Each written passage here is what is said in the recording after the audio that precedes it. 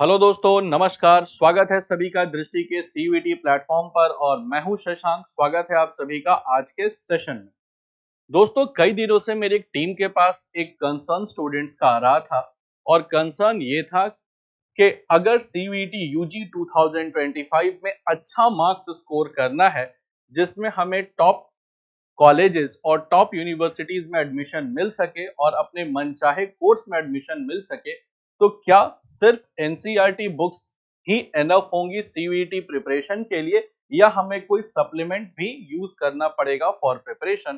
तो ऐसे कई सारे कंसर्न्स मिले हमारी टीम को, तो फिर मैंने सोचा कि एक कॉमन वीडियो के जरिए इस क्वेश्चन का आंसर स्टूडेंट्स को दिया जाए कि दोस्तों, अगर आप चाहते हैं सीयूईटी में अच्छा स्कोर पा लाना, that mean CUET UG examination में आप टॉप नॉच स्कोर लाना चाहते हैं जिससे आपको इंडिया के टॉप नॉच कॉलेजेस और उनके टॉप नॉच कोर्सेज में एडमिशन मिल सके, तो क्या एनसीईआरटी के अलावा भी कुछ पढ़ने की जरूरत है फॉर सीयूईटी यूजी 2025। तो आज दोस्तों इसी क्वेश्चन का मैं आपको इस वीडियो में आंसर करने जा रहा हूं। तो चलिए शुरू करते हैं सेशन को। सबसे पहले दोस्तों मैं आपको अवेयर करा दूं एग्जामिनेशन पैटर्न से। मुझे उम्मीद है कि आप सब लोग एग्जामिनेशन पैटर्न से अच्छे से अवेयर ऑलरेडी हो चुके होंगे और उसी एग्जामिनेशन पैटर्न पर अपनी तैयारी भी कर रहे होंगे। देखो, सबसे पहले जो एग्जामिनेशन होगा उसमें 3 सेक्शंस हैं। सबसे पहले लैंग्वेज का पेपर है जिसमें 13 लैंग्वेजेस हैं। देन डोमेन सब्जेक्ट है टोटल 23 और जनरल एप्टीट्यूड टेस्ट है 1। तो जनरल एप्टीट्यूड टेस्ट का एक पेपर होगा। डोमेन के हैं टोटल 23 सब्जेक्ट्स और साथ ही साथ लैंग्वेज के हैं टोटल 13 सब्जेक्ट्स। अब ध्यान रखिएगा दोस्तों, जो टोटल नंबर ऑफ क्वेश्चन है,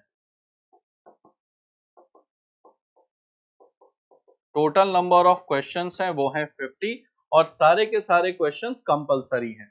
साथ ही साथ दोस्तों अगर बात करें इसका मोड ऑफ एग्जामिनेशन की, मोड ऑफ एग्जामिनेशन की, तो वो है CBT, that means computer based test है। पेपर ऑनलाइन होने वाला है। साथ ही साथ मार्किंग स्कीम देखें अगर,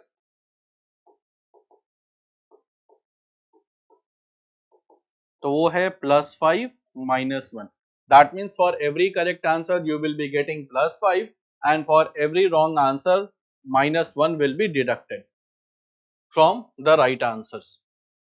तो यहां तक बात सबको समझ आ गया। इसके बाद दोस्तों अगर बात करें तो आप मैक्सिमम 5 सब्जेक्ट्स चूज कर सकते हैं, including language plus general aptitude test. तो general aptitude test plus language लेकर के आप 5 सब्जेक्ट्स मैक्सिमम ऑप्ट कर सकते हैं।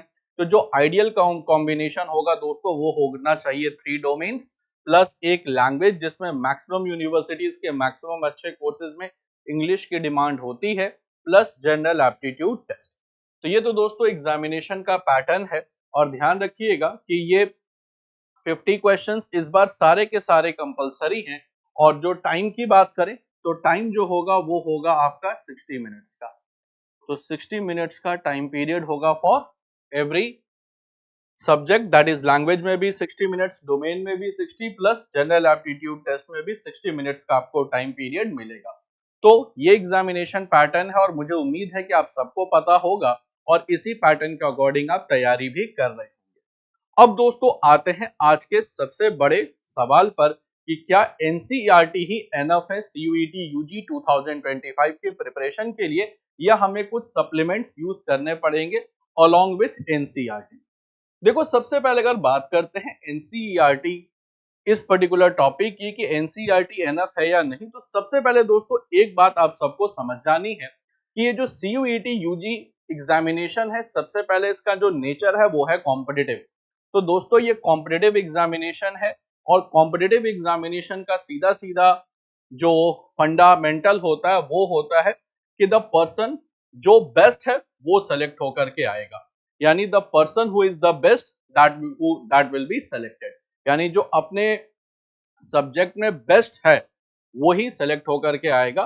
तो सर्वाइवल फॉर द फिटेस्ट की थ्योरी चलती है कॉम्पिटिटिव एग्जामिनेशन में। ये कोई आपका नॉर्मल स्कूल लेवल का एग्जामिनेशन नहीं है जहां सब लोग फर्स्ट डिवीजन से 60% से ऊपर पास हो गए। तो दे ऑल आर हैप्पी। यहाँ पर सर्वाइवल फॉर द फिटेस्ट की थियरी चलती है फॉर कॉम्पिटिटिव एग्जामिनेशन। तो CUET यूजी भी कॉम्पिटिटिव एग्जामिनेशन है, तो यहाँ भी सर्वाइवल फॉर द फिटेस्ट की थियरी चलेगी। एक बात दोस्तों ध्यान रखिएगा कि the key thing is that a student need to understand that CUET UG is not solely a test of the academic knowledge. तो ध्यान रखिएगा दोस्तों कि यहाँ पर सिर्फ और सिर्फ ऐसा नहीं है कि आपके एकेडमिक नॉलेज का टेस्ट है कि क्लास 12th का जो सिलेबस है उसी से क्वेश्चन आएगा। देखो बेस वहीं से होगा, एनसीईआरटी से ही होगा, लेकिन कई बार क्या होता है कि चूंकि ये कॉम्पिटिटिव एग्जामिनेशन है तो you should leave no stone unturned, और नंबर ऑफ स्टूडेंट्स भी लाखों में बैठते हैं। तो कहीं ना कहीं दोस्तों कंपटीशन बहुत ज्यादा है और नंबर ऑफ बेस्ट कॉलेजेस और बेस्ट कोर्स में सीट्स लिमिटेड है। तो यहाँ पर दोस्तों ध्यान रखना है कि ये जो आपका CUET UG है इसका फंडामेंटल तो क्लियर हो सकता है एनसीईआरटी से, but you have to go beyond NCERT as well. तो फंडामेंटल्स के लिए तो एनसीईआरटी कंपलसरी है, but if you want to excel in examination you have to go beyond NCERT. जैसे दोस्तों मैं आपको एक एग्जांपल देता हूं डोमेन का। लास्ट ईयर 2024 में जो डोमेन सब्जेक्ट की हिस्ट्री की मैं बात करूं तो हिस्ट्री का पेपर हुआ था पेन पेपर मोड पर। तो हिस्ट्री का जो एग्जाम हुआ था पेन पेपर मोड पर हुआ था। वहां पर एक दोस्तों बड़ा शानदार क्वेश्चन आया था। क्वेश्चन ये पूछा गया था कि जिस समय गांधी जी ने नॉन कोऑपरेशन मूवमेंट, जिसको असहयोग आंदोलन कहते हैं, 1920 से शुरू हुआ, 1922 में विद चौरी चौरा इंसिडेंट वो एंड हो गया। तो उस समय जब गांधी जी ने नॉन कोऑपरेशन मूवमेंट जब उन्होंने टर्मिनेट कर दिया due to Chauri Chaura incident, उसके बाद ब्रिटिश पुलिस ने उनको अरेस्ट किया और उन पर मुकदमा चलाया गया। तो गांधी जी को सजा सुनाने वाले जज का नाम पूछा गया था। तो नॉर्मल दोस्तों अगर आप पढ़ोगे एनसीईआरटी या कोई भी बुक वगैरह पढ़ोगे तो वहां पर नॉर्मली ये पता रहता है कि गांधी जी ने जो चौरी चौरा इंसिडेंट की वजह से नॉन कोऑपरेशन मूवमेंट विड्रॉ कर लिया, बाद में उनको अरेस्ट कर लिया गया था। लेकिन यहाँ पर जज का नाम नहीं दिया रहता, ये कुछ किताबों में मिलता है, मैक्सिमम बुक्स में नहीं मिल पाता। तो यहाँ पर दोस्तों वो जज का नाम था जस्टिस ब्रूमफील्ड, तो वो पूछा गया था। तो कहीं ना कहीं दोस्तों आप देख रहे हैं कि यहाँ का जो लेवल था CUET UG 2024 का वो थोड़ा एनसीईआरटी से बियॉन्ड भी क्वेश्चंस पूछे गए थे। जैसे आप वहां पर अगर आप क्वेश्चन देखोगे तो स्टेटमेंट वाइज क्वेश्चन थे। नॉर्मली अगर आप एनसीईआरटी में देखोगे तो कंसीडर द स्टेटमेंट्स वाले क्वेश्चंस आपको नहीं मिलते। वहां पर कुछ क्वेश्चन थे कंसीडर द फॉलोइंग स्टेटमेंट, और 4 स्टेटमेंट दिया हुआ था एक पर्टिकुलर इवेंट के बारे में, और कई बार पूछा गया था तो इनमें से कौन सा सही है या कौन सा गलत है। अगर दोस्तों अगर आप एक एक स्टेटमेंट को पढ़ना शुरू करोगे तो आपका टाइम लैप्स हो जाएगा और हो सकता है एक दो स्टेटमेंट के बारे में आपको बहुत ज्यादा जानकारी ना मिले। तो वहां करना कैसे था, तो वहां एलिमिनेशन मेथड अप्लाई किया जा रहा था। तो एलिमिनेशन मेथड से आप आंसर निकाल देते थे। तो कहीं ना कहीं दोस्तों आप देखोगे कि जो एनसीईआरटी तो अपने आप में बेस बिल्डिंग के लिए तो इंपॉर्टेंट है ही, लेकिन CUET UG 2024 की मैं बात करूं तो क्वेश्चन कुछ ऐसे भी थे जो एनसीईआरटी से बाहर से भी पूछे गए थे। क्योंकि कॉम्पिटिटिव एग्जामिनेशन है, सर्वाइवल फॉर द फिटेस्ट की थियरी चलेगी कि जो बेस्ट है वही फिर सेलेक्ट होगा। तो यहाँ कहीं ना कहीं दोस्तों आपको समझ में आ गया ये एकेडमिक नॉलेज से थोड़ा ज्यादा पूछा जाएगा। इसी तरीके से दोस्तों अगर मैं जनरल एप्टीट्यूड टेस्ट की बात करूं तो वहां पर आपको 3 सेक्शन है, लॉजिकल रीजनिंग है, मैथमेटिक्स है, प्लस जीके और करंट अफेयर्स है। दोस्तों अगर मैं बात करूं जीके और करंट अफेयर्स की तो एनसीईआरटी कोई ऐसा बुक हर मंथ पब्लिश नहीं करती जिसमें जीके और करंट अफेयर्स हो। सोशल साइंसेस के बुक है but exclusively GK and current affairs के बुक्स नहीं है। और सोशल साइंस अगर जीके की बात करें तो उसमें हिस्ट्री है, पॉलिटी है, ज्योग्राफी है, इकोनॉमिक्स है, प्लस आपका साइंस एंड इन्वायरमेंट भी है, प्लस करंट अफेयर्स भी है। तो कहीं ना कहीं आपको इसके लिए अलग से तैयारी करनी पड़ेगी। मैथमेटिक्स की बात करें दोस्तों तो मैथमेटिक्स में एनसीईआरटी जो है वो बेसिक मैथमेटिकल प्रिंसिपल्स कवर करती है, इसमें कोई शक नहीं है। बेसिक मैथमेटिकल प्रिंसिपल कवर करती है एनसीईआरटी। लेकिन क्या आप उस बेसिक मैथमेटिक प्रिंसिपल को पढ़ करके लग रहा है कि आप with in 60 minutes 50 questions hit कर पाओगे जनरल एप्टीट्यूड टेस्ट के? और अगर उसमें मैं बात करूं तो तकरीबन 16-17 क्वेश्चन मैथमेटिक्स के होते हैं। तो क्या वो 17 क्वेश्चन अगर आप कन्वेंशनल मेथड से करोगे तो वो उस टाइम ड्यूरेशन में पूरा हो पाएगा? तो इसका आंसर है नहीं। प्लस लॉजिकल रीजनिंग भी है। लॉजिकल रीजनिंग के लिए कोई एक्सक्लूसिव बुक तो अवेलेबल है नहीं बाय एनसीईआरटी की, चलो ये लॉजिकल रीजनिंग इससे हम प्रैक्टिस करें। तो कहीं ना कहीं दोस्तों आप देख रहे हैं कि you have to go beyond NCERT, but for building the base of the subject NCERT is necessary. साथ ही साथ दोस्तों अगर इंग्लिश लैंग्वेज की बात करें तो इंग्लिश लैंग्वेजेस में या लैंग्वेज सेक्शन में तीन मेजर पोर्शन होता है। एक तो आरसी होता है, फिर होता है वोकैब, और वो तीसरा होता है ग्रामर। और कई बार दोस्तों इसके क्वेश्चन का जो लेवल होता है that goes beyond NCERT as well. तो दोस्तों यहां पर आपको मैंने तीनों सेक्शन की बातें की, डोमेन की, जनरल एप्टीट्यूड टेस्ट की, प्लस लैंग्वेज की। तो एनसीईआरटी बहुत जरूरी है फॉर बिल्डिंग द बेस। बिना बेस बिल्ड अप किए हुए आप एडवांस स्टडी कर ही नहीं पाओगे। लेकिन अगर आपको अच्छे मार्क्स लाने हैं तो आपको एनसीईआरटी को बेस बनाते हुए थोड़ा सप्लीमेंट की तरफ बढ़ना पड़ेगा, तो सप्लीमेंट्स का यूज करना पड़ेगा। आई होप ये बात सबको समझ में आ गई कि एनसीईआरटी से आप पास तो हो जाओगे, लेकिन जो अच्छे मार्क्स की बात है जिससे आप इंडिया के टॉप कॉलेजेस के टॉप कोर्सेज में पढ़ाई कर सको, वो थोड़ा सा डिफिकल्ट हो जाएगा। साथ ही साथ दोस्तों अगर मैं दूसरी बात करूं, to succeed you will need to practice beyond NCERT from the sample papers, previous year question papers to additional reference material. तो आपको एडिशनल रेफरेंस मटेरियल यूज करना ही होगा अगर आप इस एग्जामिनेशन में एक्सेल करना चाहते हैं। तब पास तो आप एनसीईआरटी के बेसिस पर बिल्कुल आराम आराम से हो जाओगे, क्योंकि आपका स्कोर होगा, नॉर्मलाइज स्कोर होगा, प्लस आपका परसेंटाइल होगा। यही तीन चीजें होती है। तो एक तो आपने जो स्कोर अटेन किया है फिर उसको नॉर्मलाइजेशन होगा बिकॉज मल्टीपल शिफ्ट्स में पेपर हो रहे हैं, और तीसरा आपका परसेंटाइल होगा। तो वहां पर दोस्तों अगर आप एनसीईआरटी से तैयारी कर रहे हैं जो कि बहुत जरूरी है फॉर अंडरस्टैंडिंग द बेस, तो वो तो हो जाएगा। लेकिन एग्जामिनेशन में जो क्वालिटी के मार्क्स होते हैं आउट ऑफ अगर 250, जैसे 50 क्वेश्चन है, एक क्वेश्चन 5 नंबर का है तो 250 मार्क्स का पेपर हो गया। अगर आप चाहते हैं कि 245 प्लस मार्क्स मेरे हों, और कई स्टूडेंट्स तो एम करते हैं कि 250 आउट ऑफ 250 आ जाए, यानी 100% स्कोर आ जाए, तो उसके लिए you have to go beyond NCERT. ये तो है, आपको थोड़ा सा रेफरेंस मटेरियल यूज करना पड़ेगा। बात सबको समझ आ गई। साथ ही साथ दोस्तों अब मैं आपको लॉजिकली बताता हूं कि why to supplement NCERT text books. देखो एनसीईआरटी का कोई तोड़ तो है नहीं, और इस बार तो सीयूईटी यूजी ने एक नोटिफिकेशन भी जारी करके बताया था कि अगर आप अपना स्ट्रीम चेंज करना चाहते हैं तो वो भी अलाउड है। फॉर एग्जाम्पल अगर आपने क्लास 12 कॉमर्स स्ट्रीम से की और अब आप चाहते हैं ग्रेजुएशन में ह्यूमैनिटीज लेना, तो वो भी आप ले सकते हैं। तो उसके लिए जो बेस बनाना पड़ेगा आपको वो एनसीईआरटी से बनेगा, फिर उसको आपको रेफरेंस मटेरियल से उसको सप्लीमेंट करना पड़ेगा।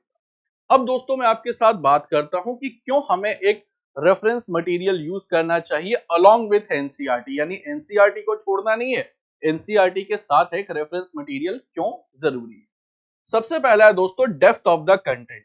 While NCERT books cover the fundamental concept of CUET, may include the question that require deeper understanding of application of these concepts।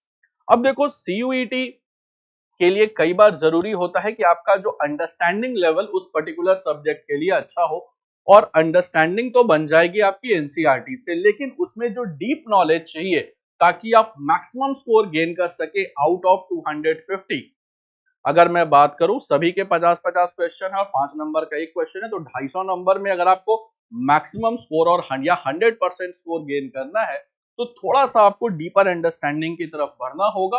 तो वो एनसीईआरटी से दोस्तों फंडामेंटल कॉन्सेप्ट्स तो क्लियर हो जाएगा, लेकिन जब आप रेफरेंस मटेरियल यूज करेंगे तो फिर वो डीपर कॉन्सेप्ट्स भी आपका क्लियर होता चलेगा, जिससे आप मैक्सिमम मार्क्स स्कोर कर सकते हैं अपने पेपर में। नेक्स्ट है दोस्तों practice question. NCERT books may not offer the question that align strictly with the pattern of the exam. Basing on your preparation on MCQ, previous year questions might help। अब दोस्तों यहां पर सबसे बड़ी बात है कि आपने तैयारी तो कर ली, लेकिन अगर आपने क्वेश्चन को अच्छे से प्रैक्टिस नहीं किया तो एग्जामिनेशन में आप मुश्किल में आ सकते हैं। अब सबसे पहले भाई कैसे क्वेश्चन प्रैक्टिस करने हैं जो एग्जाम में जिस तरीके से आते हैं। हो सकता है कि ऐसे क्वेश्चंस आपको एनसीईआरटी में ना मिल पाए, तो आपको previous year paper, sample papers, mock test paper, online mock test से आपको इसे सप्लीमेंट करना पड़ेगा। दैट मीन्स कि you have to go beyond NCERT as well. कि कई बार ऐसे क्वेश्चन होते हैं which of the following is not, जैसे मैंने आपको हिस्ट्री का एग्जांपल दिया कि कई सारे क्वेश्चन में 4 स्टेटमेंट से पूछा था कौन सा सही है कौन सा गलत है। चारों स्टेटमेंट पढ़ने अगर आप लगेंगे तो आपका टाइम एग्जॉस्ट हो जाएगा और क्वेश्चन छूट जाएंगे। तो वहां एलिमिनेशन मेथड लगाना है, किस तरीके से एलिमिनेशन मेथड पुट अप करना है, ऐसे क्वेश्चन एनसीईआरटी में थोड़ा कम देखने को मिलता है। तीसरा दोस्तों है जनरल एप्टीट्यूड टेस्ट के प्रिपरेशन की। तो जनरल एप्टीट्यूड टेस्ट के प्रिपरेशन की, तो general aptitude test section comprises of logical reasoning, quantitative aptitude and current affairs and GK which are not extensively covered in NCERT textbook। तो जो GAT का दोस्तों प्रिपरेशन होता है जनरल एप्टीट्यूड टेस्ट का प्रिपरेशन, ये तो कंप्लीटली डिफरेंट है क्योंकि इसमें मैथमेटिक्स से दोस्तों आप अगर NCERT की बुक्स को फॉलो करते हैं तो बेसिक प्रिंसिपल कवर हो जाएंगे, लेकिन वो बेसिक प्रिंसिपल से एग्जामिनेशन में आप बहुत तेजी से क्वेश्चन नहीं बना पाओगे। तो आपको एक स्मार्ट अप्रोच चाहिए, जैसे रेशियो को कैसे यूज करना है, परसेंटेज को कैसे यूज करना है, इसके अलावा फ्रैक्शंस को कैसे यूज करना है। अदर देन दिस क्या ट्रिक्स एंड टेक्निक्स लगाएं जिससे हमारा आंसर बहुत कम समय में आ जाए, एलिमिनेशन कैसे लगाना है। तो वो सारी चीजें आपको जनरली एनसीईआरटी में नहीं मिल पाती, स्पेशली अगर मैं बात करूं जनरल एप्टीट्यूड टेस्ट की। तो दोस्तों इसी वजह से मैं कह रहा हूं कि एनसीईआरटी तो बेसिक है ही, फंडामेंटल तो है ही, लेकिन अगर आप चाहते हैं कि आप 100% स्कोर करें अपने सब्जेक्ट्स में, ऐसा स्टूडेंट्स करते भी हैं कि 100% स्कोर कर लेते हैं, 100 परसेंटाइल उनके मार्क्स आ जाते हैं, then you need a reference material along with NCERT. इसीलिए दोस्तों चूंकि ये बहुत बड़ा एग्जामिनेशन है तो you should leave no stone unturned. बिल्कुल फंडामेंटल्स आप तैयार करो एनसीईआरटी से, लेकिन you have to supplement through the reference material. तो एनसीईआरटी के अंडरस्टैंडिंग को अगर आप डीपर अंडरस्टैंडिंग में कन्वर्ट करना चाहते हैं तो you have to use reference material as well, ताकि आप मैक्सिमम मार्क्स गेन कर सकें और इनफैक्ट 100% मार्क्स गेन कर सकें सीयूईटी यूजी 2025। तो I hope my dear learners इस वीडियो के जरिए आपको बातें समझ में आ गई होंगी कि एनसीईआरटी एनफ तो है, लेकिन इससे हो सकता है दोस्तों आपको बहुत ज्यादा मार्क्स नहीं आए, और उसके पीछे मैंने आपको रीजंस विथ एग्जांपल दिया है। तो उम्मीद करता हूं ये आपको बात समझ में आ गई होगी कि रेफरेंस मटेरियल से अगर आप एनसीईआरटी को सप्लीमेंट करते हैं तो आपके हाई स्कोर के चांसेस बढ़ जाएंगे, और हाई स्कोर का मतलब है टॉप नॉच कॉलेजेस में एडमिशन और आपके डिजायर्ड कोर्स में एडमिशन। यहां तक आई होप ये सबको बातें समझ में आ गई होंगी। अब दोस्तों सबसे इंपॉर्टेंट है कि इस बार का जो सीयूईटी यूजी 2025 हो रहा है वो हो रहा है सीबीटी मोड पर, और मैक्सिमम स्टूडेंट सीबीटी मोड पर कंफर्टेबल नहीं होते एग्जामिनेशन देने के लिए। तो उनके लिए दोस्तों दृष्टि लेकर के आ रहा है सीयूईटी यूजी 2025 के लिए टेस्ट सीरीज, और वो भी बहुत ही अफोर्डेबल प्राइस में, जस्ट 349 रुपीज में। अब दोस्तों इसमें कौन कौन से सब्जेक्ट्स अवेलेबल है? पहला है general aptitude test GAT, then Hindi भाषा लैंग्वेज में हिस्ट्री, ज्योग्राफी और सोशियोलॉजी जिसको समाजशास्त्र कहते हैं। तो इन सारे डोमेन्स में दोस्तों आपको टेस्ट अवेलेबल है, टेस्ट सीरीज अवेलेबल है, जिसको आप पहले से ही प्रैक्टिस करके ये समझ जाओ कि एग्जामिनेशन में किस तरीके से क्वेश्चन को सॉल्व करना है। तो that will be an your exam before exam. Other than दोस्तों कई बार जनरल एप्टीट्यूड टेस्ट स्टूडेंट्स के लिए बड़ा चैलेंजिंग हो जाता है। तो जनरल एप्टीट्यूड टेस्ट के चैलेंज को सिंप्लीफाई करने के लिए दृष्टि आपके लिए लेकर के आया है जनरल एप्टीट्यूड टेस्ट का ऑनलाइन कोर्स, जो जिसकी ओरिजिनल प्राइस है दोस्तों 10,000 रुपीज, ओरिजिनली 10,000 रुपीज का है। और जैसे आप एक प्रोमो कोड अप्लाई करते हैं GAT 100 आप एक प्रोमो कोड अप्लाई करते हैं तो ये सीधा सीधा 99% डिस्काउंट हो जाएगा। तो GAT 100 जैसे आप ये प्रोमो कोड अप्लाई करेंगे, और कैसे अप्लाई करना है उसके लिए मैंने ऑलरेडी एक वीडियो बना रखा है। तो जैसे आप अप्लाई करेंगे ये कोर्स फ्लैट 99% इस पर डिस्काउंट ऑफर हो जाएगा, और जो कोर्स है 10,000 रुपीज का वो सिर्फ आपको मिलेगा 100 रुपीज में विदाउट एनी हिडन चार्ज। तो ये फ्लैट 100 रुपीज में मिल जाएगा विदाउट एनी हिडन चार्ज। और इस कोर्स को कैसे एक्टिवेट करना है अपनी आईडी पर, वो उसका वीडियो ऑलरेडी मैंने बना रखा है, जो आप वीडियो सेक्शंस में जाकर के देख सकते हैं। तो दोस्तों मैं उम्मीद करता हूं कि इस वीडियो से आपको ये बात समझ आ गई होगी कि एनसीईआरटी एनफ है या नहीं आपके सीयूईटी यूजी 2025 के एग्जामिनेशन के लिए। दोस्तों फिर से बता दूं, अगर आपको पास होना है तो एनसीईआरटी ठीक है, लेकिन अगर आपको टॉप नॉच स्कोर करना है 250 आउट ऑफ 250 अपने लैंग्वेज में, डोमेन में या जनरल एप्टीट्यूड टेस्ट में, तो you have to go for the reference material with NCERT. तो एनसीईआरटी तो जरूरी है क्योंकि वो फंडामेंटल आपका वहीं से क्लियर होगा, लेकिन अगर आप चाहते हैं टॉप स्कोर करना तो उसको आपको सप्लीमेंट करना होगा रेफरेंस मटेरियल से। तो दोस्तों आज के सेशन में बस इतना ही। मिलते हैं अपने अगले सेशन में एक अगले इंटरेस्टिंग एंड इंफॉर्मेटिव वीडियो के साथ।